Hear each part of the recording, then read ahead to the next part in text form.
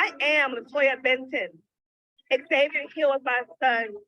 He was murdered by the state police on January the 9th, 2021. Jamal Byrd, he was murdered by DC Metropolitan Police in their custody. He died in their custody, and they claim that they don't know what happened. They had no business arresting him. This is Life After the Impact, a podcast for impacted families by impacted families that focuses on what happens after the media, the lawyers, and the activists are gone.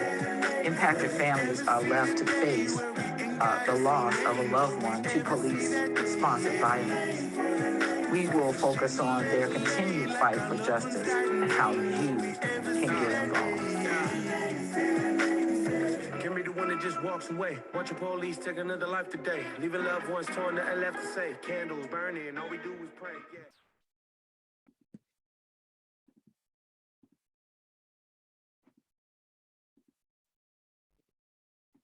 Justice. Yes, and people have to realize, they got to realize too the importance of even of her case too, of them being qualified immunity in that area. When families stick into the fight, and people got to realize too, when it comes to civil lawsuits, people love to say, oh, it's blood money.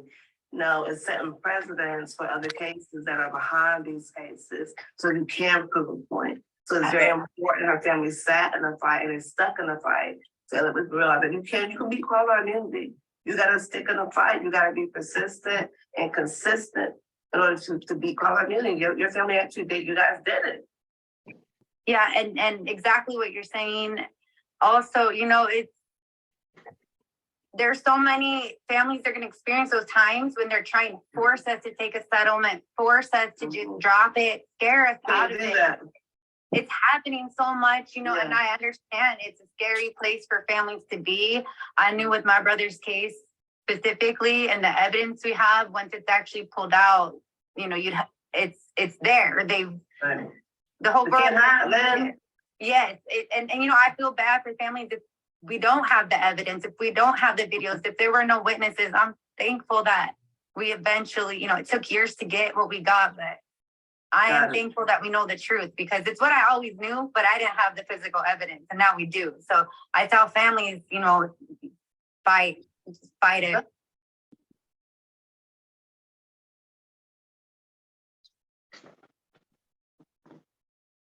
Good evening. My name is Roxane Johnson. My son's name is Jamal Byrd. He was killed by DC Metropolitan Police on October the 1st, 2019. With me is my co-host. Good evening, you guys. My name is LaToya Benton. I am the mother of Xavier Hill. He was killed by Virginia State Police at the age of 18. Tonight, we have the honor of having Mrs. Sharon Irwin with us today to speak about her grandson as well. Before she does her introduction, if you want to go ahead and play the clip real fast, please. We have the power. There's 7 billion of us on this planet. They changed. If we stood up, who could stop us? No one. Where it go? We have the power. You have the power. The youth of tomorrow. All right, you guys. Sharon, you want to go ahead and introduce yourself, please? Yeah, I'm Sharon Irwin Henry. I'm Tony Terrell Robinson Jr.'s grandmother. He was shot and killed by a Madison, Wisconsin police officer in 2015. And we've literally been in the streets fighting since then. They did give my daughter a $3.5 million settlement, but that's nothing that I took because there was a gag order that went with it, and I chose a different path.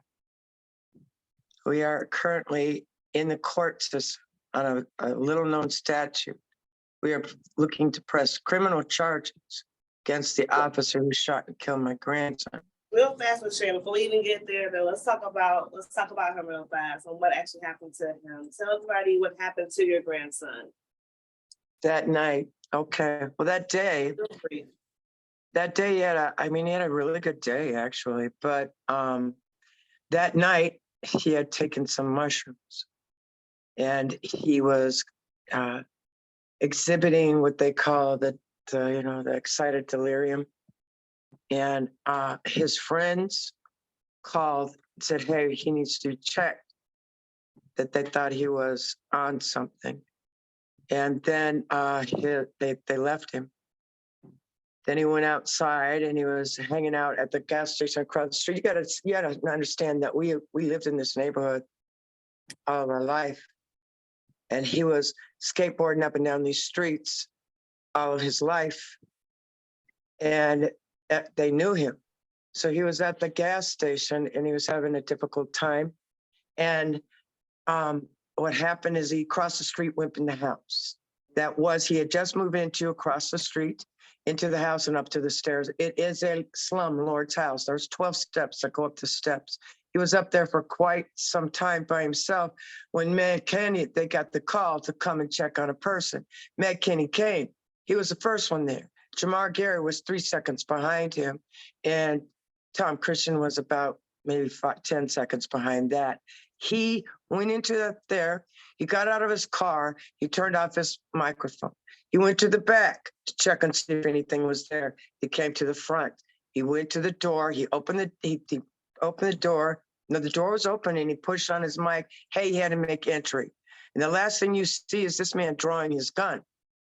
And 18 seconds later, Terrell was dying on the bottom of the steps. How old was Terrell? How old was Terrell? Terrell's 19 years old. He put 7 bullets in him, 3 as he was coming down the steps, and the last 4 you can literally see on TV, on a video, on the camera, the dash cam of Matt Kenny putting the last 4 bullets in him in a military stance on the porch. Those were all the kill shots, all of them. So even with all that evidence, even with the fact that his testimony doesn't match any of the forensics, they still said justified. I didn't know anything about this. Did you? I didn't. I was a PTSD veteran at home, and I did my garden and my grandkids. So I want to introduce you to my, no. Yes. Don't put him on the spot. They said, oh no. I don't know. Look, I'm not really good at this, you guys. I appreciate you if you keep me moving forward, because I am not good at this. I don't. So let's talk about that. Let's talk about that portion then, Ms. Sharon. As far as, hey, can you hear me? Yes, I have. I'm so sorry. I have lost my hearing. Okay, I promise you can hear me okay. That's all. That you can hear me okay. So you're going to see me pull my hair back and look at my phone. I apologize. It's totally okay. Let's talk about how we move forward. I know the impact we met you all with your family. Let's talk about the impact it has had on your family since Terrell has gotten murdered and what your family has done at this point in time. I'm very interested in talking about the statute you have found in your state in order to have these guys prosecuted. Can you talk about that? You want to talk about the statute? You want to talk about the impact on my family? My family's broken. Let's talk about the statute. Because see, when your family being broken, you move forward and got the statute going. Pardon me? Say that again, please. I said from your family being broken, it caused you guys to move forward in order to find that statute. I'm a veteran, and I have this attitude. I apologize for shutting my eyes too, because I think like that. I move in a way that says there has to be righteousness, because I experienced something in the military that was pretty hard. And from that point, there was no PTSD. Then I just got out of the military. And when I'm experiencing this, when they shot and killed my grandson, and I see that none of this is true, I'm like a dog with a bone. You are not going to do that. I didn't know anything about this. As a grandma, I can now tell you where blood splatter starts and why it's there. I can tell you what a Glock 9, how it ejects its cartridges to the right and behind them. Why do I know all of this? Because I had to go and find it out myself. I went to the DA, and right after he said, no, it's justified.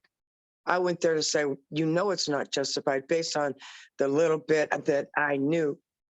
Then I ran and got all the evidence that I could get. There were no lawyers at that time. I just said, I want all the evidence. And I was blessed with somebody giving me everything I didn't know I needed. Because you don't specifically ask for it, they often don't give it to you. These are hurdles you have to jump and things you have to learn. It took me 8 years to get here. I was called a raging lunatic. I have family that say, I'm just blinders, and they're correct. Hindsight's 20/20. But I focus on this. You are not going to kill my grandson. Say it's okay because his skin don't look like yours. You're out your damn mind. I apologize. Go. No, you guys is all right. Oh, good. We understand all kind of language here. Thank you. Hey. And again, I apologize for putting up with my ears. I Totally appreciate you doing that for me. Absolutely. This to me is important because I know everybody. Y'all get thrown money. We all get thrown money. Here, take this $3.5 million. Here, take this $25 million. So you to be quiet. They want you to be quiet. Yeah. Right. That's right. So if we do that, well, then now we have to be quiet. So, now, isn't that good enough for you? You got money. Yeah. So money doesn't bring back your loved one. That's right. No. Sharon, tell us more about the statute that you were able to use to get some action going. Tell us. It was the good stuff. I have this beautiful friend. His name is Greg. He's got one of those beautiful minds, man. And I love him. And then I have a friend who's a chocolatier. She was a legal criminal lawyer. They said to me, hey, let's look at a 968.02. 968.02. Sub 3. Sub 3, okay. And my thing was, now we had been looking at John Doe's, but that wasn't going to work because it sends it right back to the DA, and we don't want him to have his hands on it. That's right. So I'm like, well, what's that? And I, of course, then they tell me. But then I run and I look it up. Hey, Google, what's a 968.02 sub 3? And I read it, and I understand 9608 is how a DA goes for probable cause before a judge. These are the things that he has to do, right? A sub 3 says, well, if he won't do it or he can't do it, and you ask him to do it a lot, then I can bring it to a judge. Myself, I bring a criminal complaint to a judge. And I said, hey, judge, look at this. Now, the beauty of this is my friend who's a chocolatier, Vada, she was the criminal lawyer. She created this. She wrote the complaint out for you? Huh? She wrote the complaint out? Yes. Okay. She was just, she would do her chocolate shop, and then we would talk at 3:00 in the morning about the case. Okay. So I am, and again, I'm hearing some things, but this is what it came from. It came from a little known statute that they had written. It was written a long time ago, 1800s. But in 1967, it went to the courts and away from the DAs. And that's what I'm using. So that's you what filed that statute. using. You were able to file that statute, right? And tell everybody what happened from that point in time. Where are we at right now with this case? Because of the statute you guys filed and found. We put the statute out in March, right after Terrell's 8th anniversary. Okay. And we have been in the court since then. We've literally had 2 lawyers that retired on us. Yeah, we're gonna say a couple things, but then we're gonna retire. We had one lawyer that we asked to recuse himself because there were too many interests and ties there. There were 7 lawyers that recused themselves. No. So 7, no, my son, I'm saying lawyers. I so apologize. I actually mean Judges. judges. The 7 lawyers, 2 of them, 2 of them they were all lawyers, not lawyers, they were all judges. These are all judges. 7 of them recused themselves, one right after the other. Now, we came to the last 2, and Eccles is now in charge of this. He's sitting on the case. What he asked the lawyers to do was to create a brief to talk to him about special prosecutors, who can appoint one, who can be one, and who pays for one. He asked for that brief to be presented to him on March 1st. So that is where we're doing. Now I'm going to ask you to do me a favor because my hearing is so hard. I'm going to ask you to talk to my granddaughter, not my granddaughter. Your daughter, Lauren, yeah.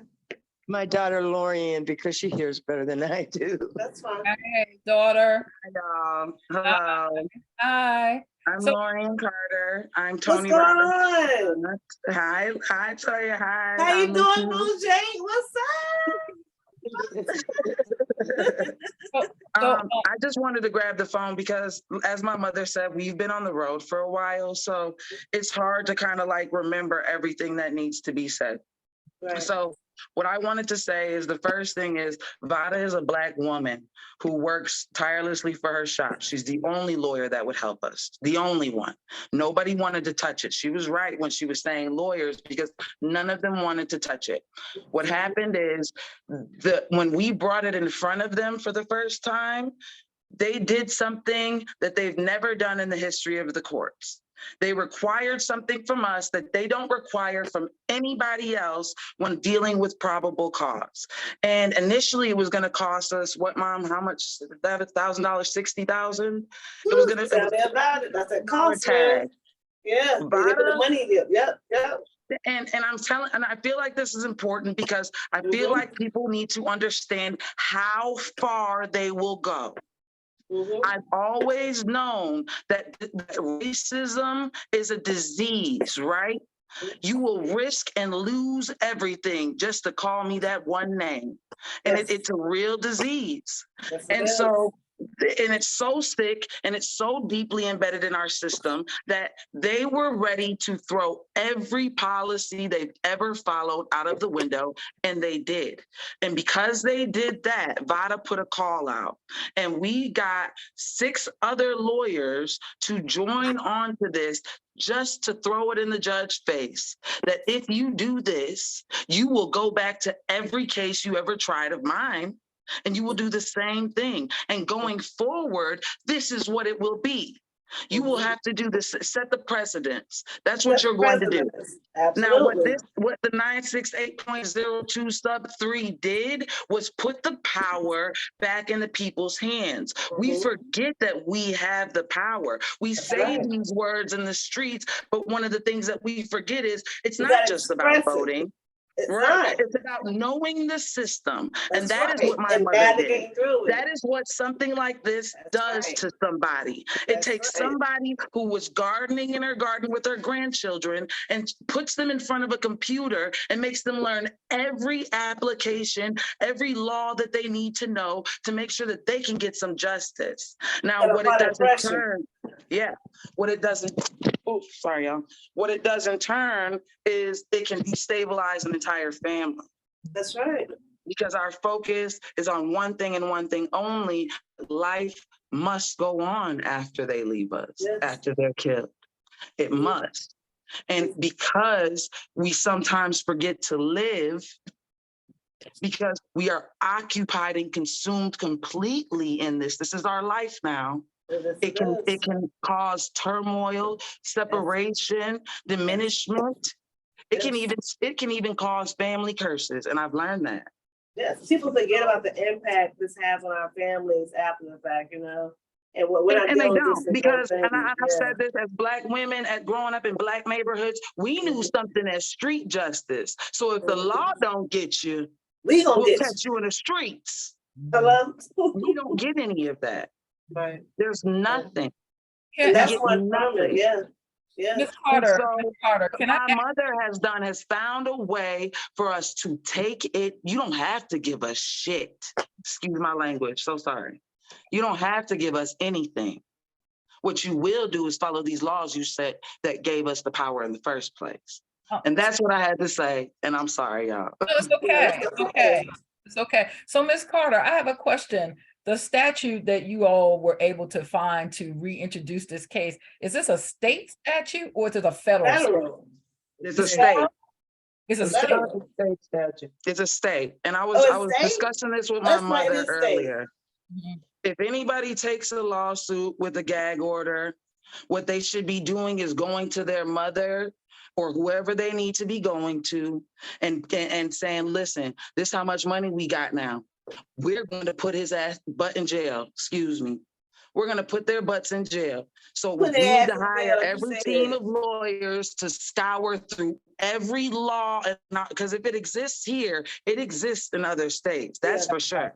That's So right. I think it's important to know that you said, like you said too, I thought it was federal or state, like you said, but it's important to know what other states exist. Well, they have to have other statutes just like this. We gotta just find them. Mhm.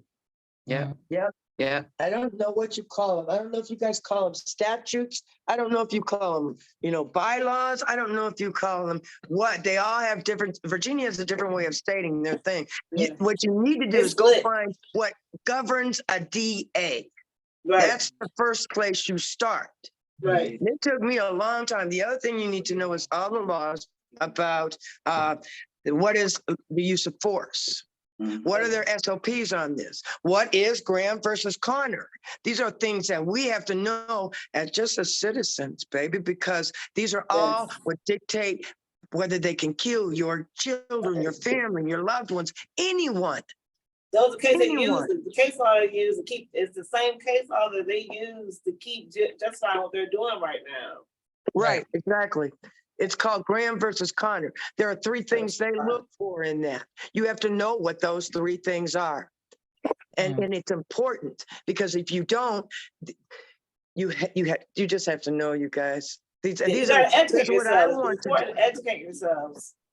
What I want to do is go through this process because again, it's taken me 8 years of people calling me out my name and all kind of things to get here. I don't want families coming up behind me to have to wait 8 years. In Wisconsin, we were trying to set precedents and saying, look, why do I have to have 10, 30 different exhibits with thousands of pages of proof and have a whole hearing with expert witnesses coming in, almost like a mini murder trial, by the way, just to prove probable cause, just to prove that. But they said, yeah, that's what you have to do. And So look, when I Ms. Sharon, said that's that, a proof probable cause to go to a trial. That ain't even right, a trial. The And trial. No, that's, you gotta prove that to get to the trial. And that's what jumped those lawyers on board. You're going to do that for everybody then. Yeah, You're going to make exactly. everybody wanting to prosecute these people show pages on pages on pages on pages of probable cause. You're going to call expert witnesses in. You're going to give us, you're going to give every one of our clients a mini trial. They don't want to do that. they don't They don't want to do that. this. They don't want to They pay don't- for it. It costs but in the money. same token, they are requiring it of me because actually in the statute, it said after a hearing. After a hearing, a judge can find probable cause. So they follow that. They want to drain They your follow pockets that. first. That's the main thing, to drain My you point first. is, I'm blessed. Terrell is blessed to have these people jumping. I know damn good and well there aren't going to be 7 lawyers for the next one. That's right. There is. That's the sad And I part. want to be able to say, this is what we have to do. That's what you have to do. Go get that money. A, it's important. And B, them lawyers are going to go get all the evidence. And use it. So family. First of all, Miss Sharon, let me just say this. Something my mama told me. It ain't what they call you, it's what you answer to. Hello. You Say it again, Roxane. You make them put respect on your Say name. it again, what you answer Make to. them put respect on your name. And That's second, right. That's exactly what's happened over these 8 years. Yeah, I'm make them put walking respect on your away. name. I'm walking away that says I respect myself. That's And right. whatever That's you what do you don't think. matter to me. And secondly, what action can we help you with on this evening? How can we, the rest of this community, impacted families and and allies of impacted families, how can we help you in Wisconsin? I just want you to follow us, to follow what we're doing. I'm going to let Lolo tell you, no, because I can't hear. Lolo, please. So go to inpursuitofjustice.net. The website's up there. She's gonna put it up on site right here, you guys. And look on here on the website, y'all. She's putting the website online. Yes. You can go on and follow them on. We are keeping all the evidence there. We are keeping everything that we gave to the judge, as you can see it. And it's broke down. It's broke down for you as well. And if you got questions, you can ask them. That's how we are keeping up with people. Come to this website, because this is what I say. All I've ever asked for is for you to look at the evidence.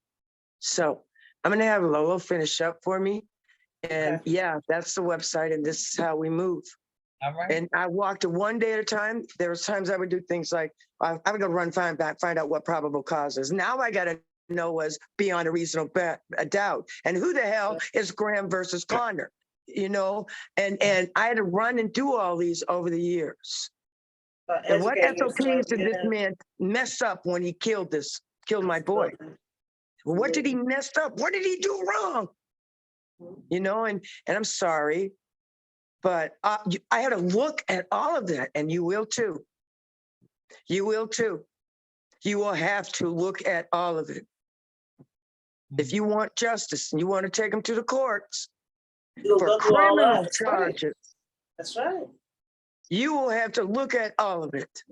Yeah. You know, and what they did to your baby. That's right, Miss Sharon. And then you have to look at that, and then you move forward. You know what I would say to the raging lunatic? You know, that actually might be so, because I'm 100% disabled veteran for PTSD, but I rage the truth. Always rage the truth. So if you hear me out there, I'm good, because I'm telling the truth. Yeah. So I love my baby girl. She tell me what to say. Well, we're sending you love out there to Miss Sharon. We're sending love and hugs and support to you and your family. Absolutely. We are just excited at what you were able to do by getting to this point, right? Just getting to this point. Just to get to this point. And we know that you're not going to rest it just because you don't mess with grandmas. I walked that path down the road. Now they're saying, don't mess with grandmas. Don't mess with grandmas.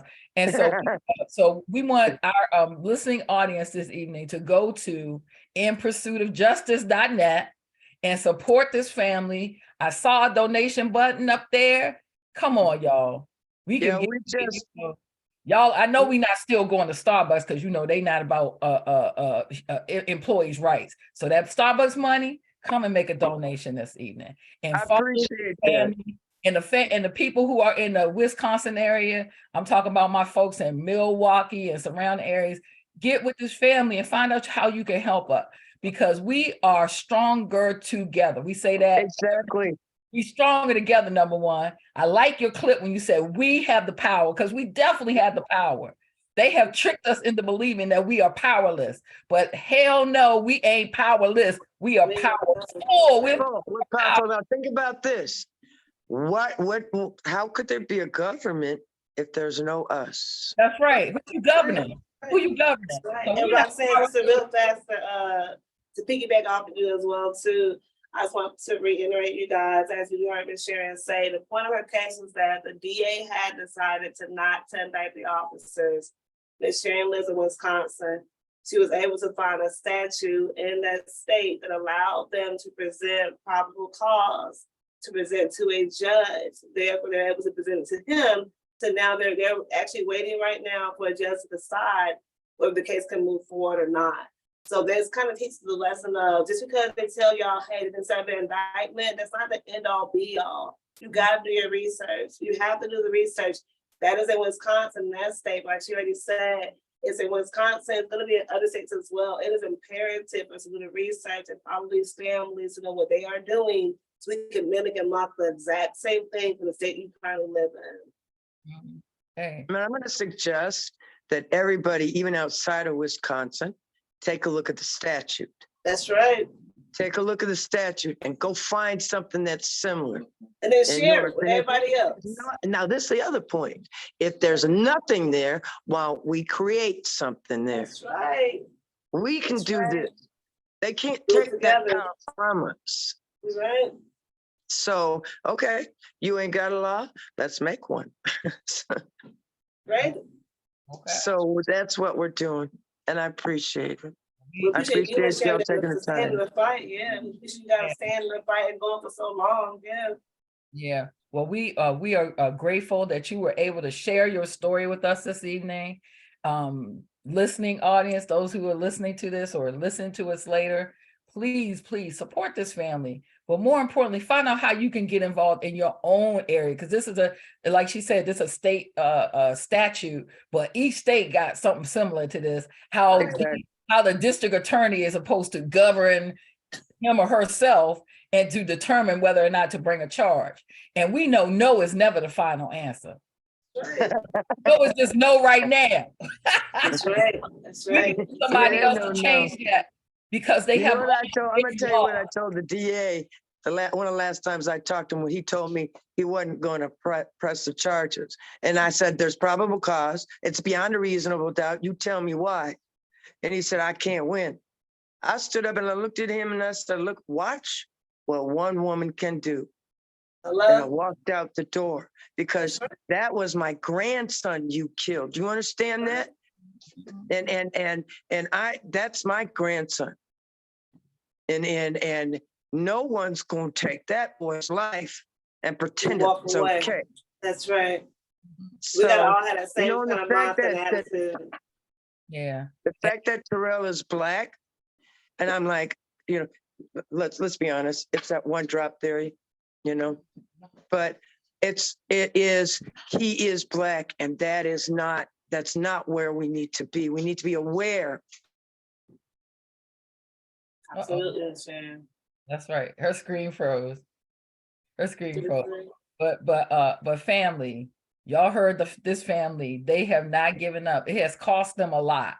But again, what we hear today is consistency. Don't give up. Don't give up. Keep fighting for your families. And if you don't know what to do, reach out to other families like Miss Sharon, like others that we have interviewed. People in Georgia have a whole network. People in California, I'm sure there are other states where families have started to come together and pool their resources to get justice for our families. And the more that we do this, the more that they have to listen. They don't have any, because we have the power. Just like she just said, we have the power. We change our mindset. Well, I don't know what they gonna do. They gonna bump that. We gonna keep moving. What you gonna do? We'll keep moving. Yeah. So that's the lesson that I got out of this evening. What about you, LaToya? I'm gonna say it again, like I just said, it's taught me as a matter of you see people all the time on the news. People will have watch parties to wait, see what the DA is gonna say, whether he's gonna indict the officer or not, right? And then you see families when they know that their indictment, they're devastated by that. This should let you know off top that that their answer is not the final answer. You gotta do your homework. You can't allow them to tell you that's the answer, because that is the answer we've been getting all these years. That is the answer. That's not the answer. That's what they've been telling us, to just kind of like make us go away. As you see, it's happened in one state as far as having a statute. We gotta find these statutes, you guys, and then we have to share it with each other. The point, I'm gonna say it each week, the point of this podcast is, one, for us to learn these stories. Two, to get just learn the information, to educate each other. Me and Roxane talk all the time, every day, all day, about how we can educate each other. So when I hang out with her tonight, I'm gonna go look on the section in my state, see what I can find here. If I can't find something, we need to still be on a daily basis, see what we can collectively to make change. So I learned a lot tonight. Yes. And the one additional thing that I will say. Go ahead, sis. Consistency. Being consistent. Oh, yes. Oh, yes. Like Oh, the yes. sun rises every day, we Oh, can yes. rise every day. And I know it ain't easy every day. You ain't feeling 100. This Oh, is yeah. a tiring, it's a emotional roller coaster, all of the things. But reaching inward and to whatever divine power you know you call upon, and using that strength and having the strength of your family and your friends and people who support you, and using all that strength to keep moving forward. Yep. And Roxane, I say this too, to just laughing as well. The act of selflessness. When you take the families out of the situation or not, put yourself into our shoes and realize that what happened to us, yes, affected us directly. But these same laws can affect anybody who's watching this right now. It can happen to your family right now, man, in a blink of an eye. So please realize that while we're saying you are supporting these families, you guys, in all essence, you're exercising change for yourself as well as your family too, because the same laws that affected us can affect you guys right now today. Yes, that's real talk. Real talk. Real talk. I think that's it for the night, you guys. We had a really good show. I think she kind of dropped off. Yeah, that's okay. We thank Sharon and her daughter, Miss Carter, for coming on this evening. And until next time, this is Life After the Impact. Remember, See you guys next week. You guys don't forget, follow her page, make a donation as well. But most of all, please continue to work. It's not about just Tuesdays coming in and chime in and seasons on the podcast. It's about the aftermath. Tomorrow's Wednesday. Who you calling on tomorrow? What emails are you sending? What phone calls are you making? What impacted families are you finding out what's going on and staying within the know? So it's about continuing to work boots on the ground every single day. that's right. Peace. All right, you guys. Good night, guys. Good night.